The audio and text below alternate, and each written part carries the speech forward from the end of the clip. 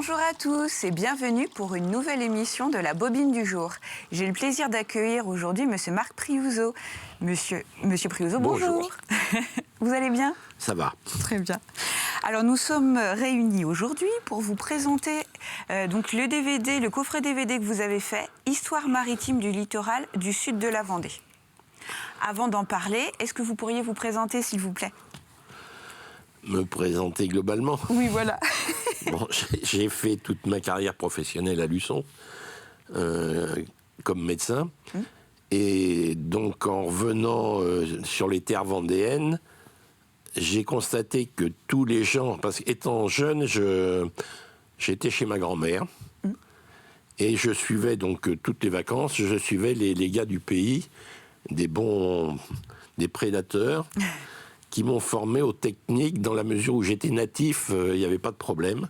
Ils me donnaient leurs secrets. Bon, je les ai perdus de vue, bien entendu, durant mes études, et en revenant, j'ai constaté qu'il n'en restait plus beaucoup. Donc, la démarche que j'ai lancée en 1994, c'était de faire un courrier aux survivants, en leur disant, si vous êtes d'accord, je vous enregistre et ça fera un document. Ce que j'ai fait durant 3-4 ans.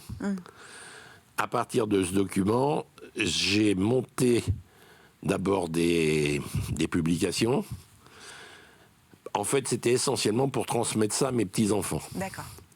Bon, j'ai monté donc des publications, puis un copain qui faisait des films, enfin qui était capable de maîtriser ça, a monté 2 films, les 2 premiers, qu'on est allé présenter à... Stéphane Geffard à la salle de cinéma de La Tranche, qui avait l'intention de créer une section patrimoine. D'accord.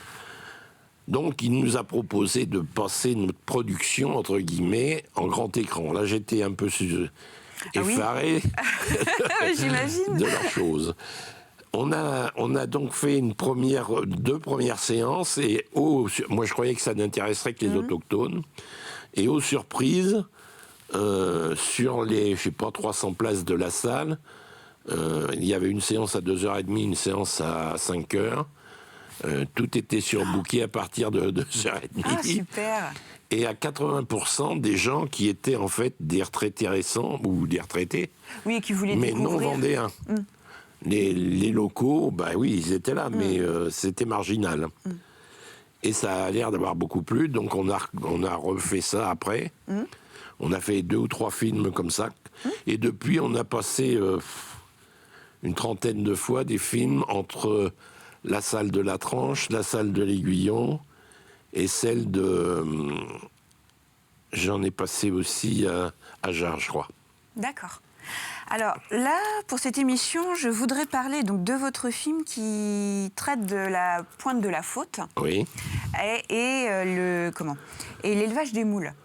Oui. Oui, voilà. Alors, est-ce que vous pourriez nous parler un peu de ce film? L'histoire, d'une part, la première partie de ce film, c'est la naissance de la pointe de la Faute, dans la mesure où il faut savoir que cette bande dunaire s'est formée en 250 ans à peu près. C'est-à-dire du fait de la dérive des alluvions qui entre la Loire et la Garonne, il y a un dépôt qui s'est effectué et qui progresse de 50 cm minimum par an. D'accord. Donc on s'est retrouvé avec une grande bande de terre, de sable, qui avait aucun intérêt économique au départ, et aux surprises, alors qu'il n'y avait rien pour faire vivre les gens sur cette pointe-là, elle dépendait de La Tranche, parce que ce qu'il faut savoir, c'est que le territoire de la Faute faisait partie intégrante de la commune de La Tranche.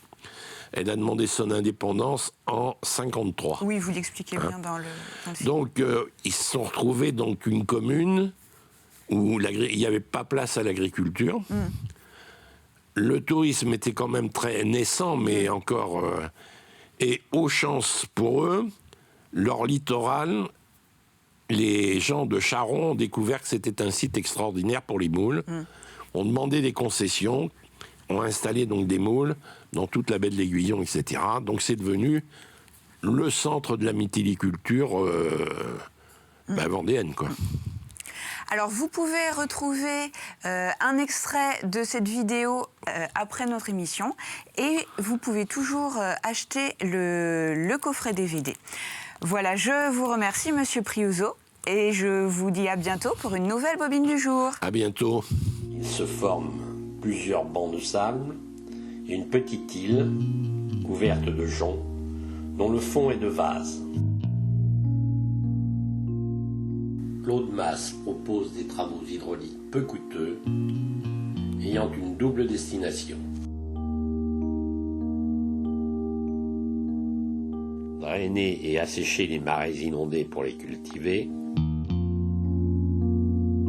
Y rendre navigable la rivière durant les grandes marées jusqu'à Saint-Benoît, Mauric et Curzon pour faciliter le commerce maritime.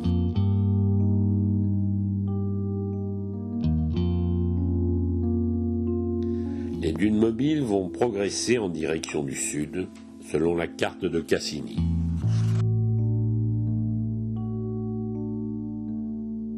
En 1750, ce massif dunaire appelé Pointe de la Faute atteint le niveau du nouveau village de l'Aiguillon, bâti sur la rive est de la rivière. À partir de cette latitude, les dunes prennent le nom de Pointe d'Arcet. Celle-ci va s'étendre dans un axe nord-sud en progressant de 30 à 50 cm par an. Lors de la vente des biens nationaux en 1780, la famille Chauveau achète ce territoire de dunes incultes et de vasières issues des laits de mer.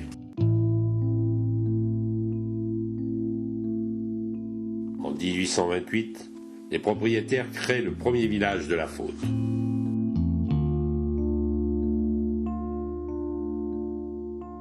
Sur le cadastre napoléonien de 1918, la pointe dépasse la rive opposée de 2 km. La cartographie satellitaire nous permet de réaliser la synthèse de l'avancée dunaire.